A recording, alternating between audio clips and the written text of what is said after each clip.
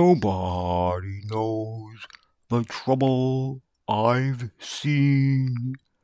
Nobody seems to understand me. Nobody knows at all. Nobody wants me.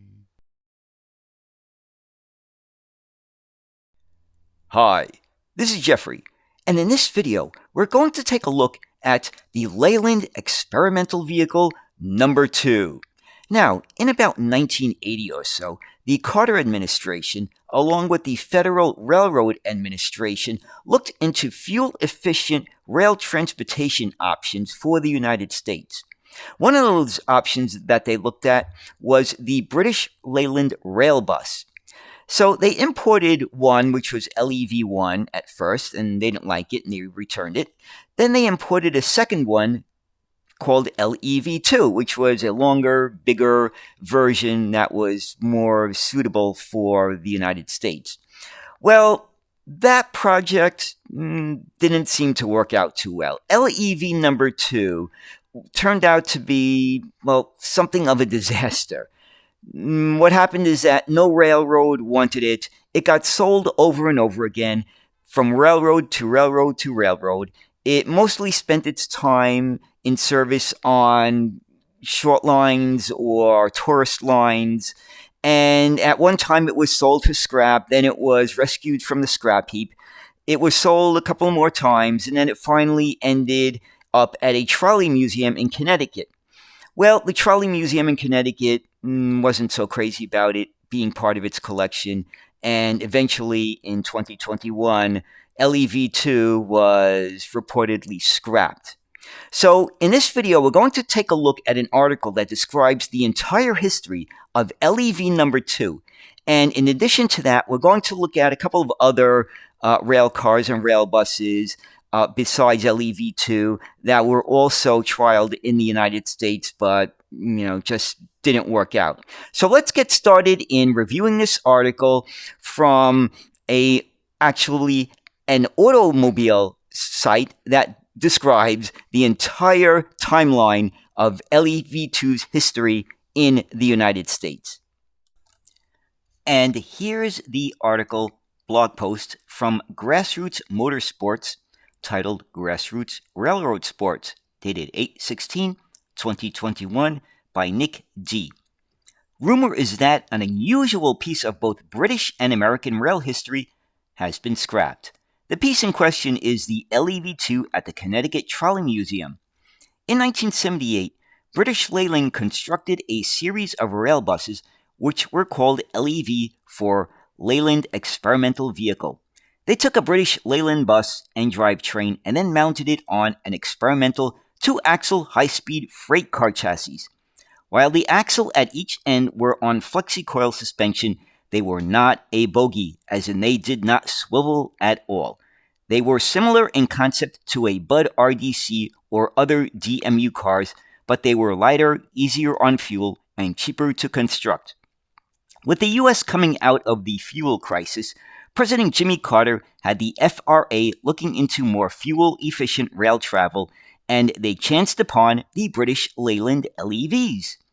British Leyland first sent over the original LEV1 for demonstrating purposes, and then shipped it back to the UK and cooked one up that was stretched for the US market and was sent over to the US called LEV2. LEV2 was set to work on an experimental MBTA route between Lowell and Concord, New Hampshire, but it failed to impress. Troubles with the fluid coupling or fluid flywheel in British parlance, uncomfortable seats, and poor ride quality quickly earned it a poor reputation. It was then sent to Amtrak for testing on the Northeast Corridor. It was only operated briefly there before it was involved in a grade crossing accident. Amtrak had had trouble with the LEV2 not triggering the crossing gates, and so a car entered the crossing and was struck by the LEV2. There was no loss of life, but by that point, Amtrak had decided they too did not want any more to do with the LEVs. LEV2 then ended up at Steamtown, USA, which was definitely a strange place for it. Steamtown had plans of using it for light shuttle service, but while performing repairs on it, they damaged the fluid coupling somehow and lost interest in it. It was then sold to the Pocono Northeast Railroad, or PNER, who was looking into service between downtown Wilkes-Barre and Scranton because construction was starting on the mall in Scranton and there were still stores in Wilkes-Barre at the time.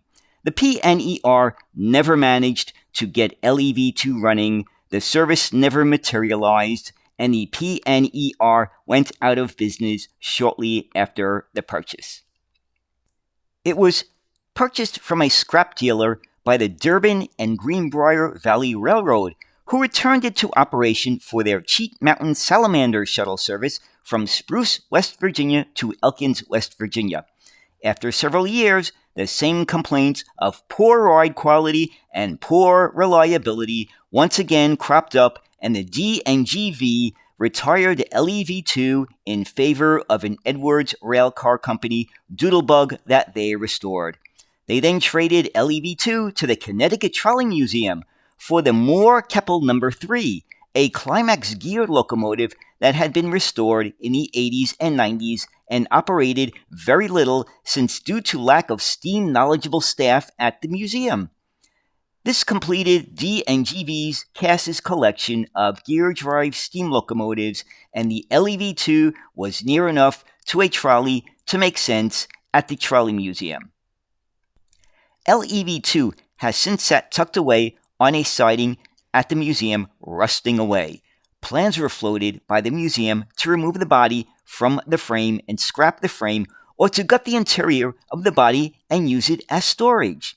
There was also an attempt to repatriate LEV2 back to the UK.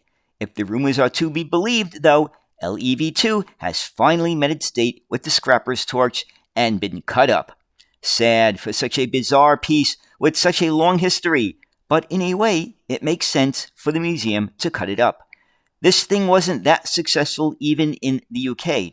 British Leyland only built another 6 more, came over here to sell in North America, and completely failed, was an abomination of a rail vehicle in almost every sense of the word, and at best could only serve as some low-volume passenger shuttle or replacement for train service, and there are American vehicles for this, from the RDCs to the Edwards motor cars to the Strasburg's LONS number 10.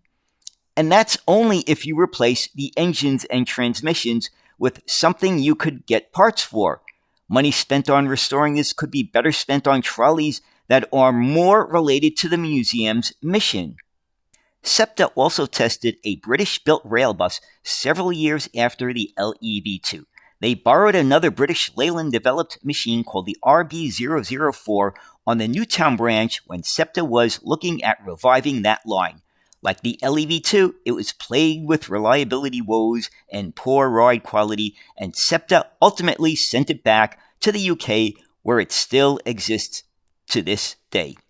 The Rock Island also briefly tested some Fiat-built rail buses, although these seem to be more like a DMU than a rail bus with bogies instead of rigid single axles in the mid-1970s for Chicago commuter runs. They were only on the Rock briefly and never seen there again. The fact that the Rock Island was of a run anything with wheels mentality and still wouldn't buy any of these seems telling. One of the Mexican railways ran these for a number of years, and they were delivered in a very similar livery to the one on the Rock Island, leading some to theorize that it was perhaps diverted from delivery to Mexico for testing on the Rock Island. Whatever the case, it generated no more orders. And that's the end of the article. So that was a pretty cool story, wasn't it? I guess somebody thought it would be a great idea to have a lightweight bus body mounted on a freight car chassis with 2 fixed axles, thinking that it would be able to provide adequate passenger train service throughout America. Well, I guess they found out pretty quickly that they were wrong. Now, I know this type of a rail car was quite successful in the UK. They were called the Pacer. I believe they were like class 141 or 142. I'm sure there's someone out there watching this video who can tell us more about it and who knows a lot more about it than I do. But I know that even though they may have been somewhat successful, a lot of people didn't like them, pretty much for the same reasons that Americans didn't like them. They were uncomfortable. It was just a poor ride, very poor riding quality. But they provided a lot of good service there, I believe. Now, I also have something here to show you, which is very interesting. This is the BRE Leyland product booklet that I got years and years ago. And it's part of my collection. And so there's lots of really great information on the British Leyland diesel rail cars in there. Lots of great photographs, lots of great technical drawings. It's a really great reference to have if you're interested in that kind of a thing. So anyway, I hope you enjoyed this look at LEV2 in the USA. And as always, thank you for watching and have a great day. Bye.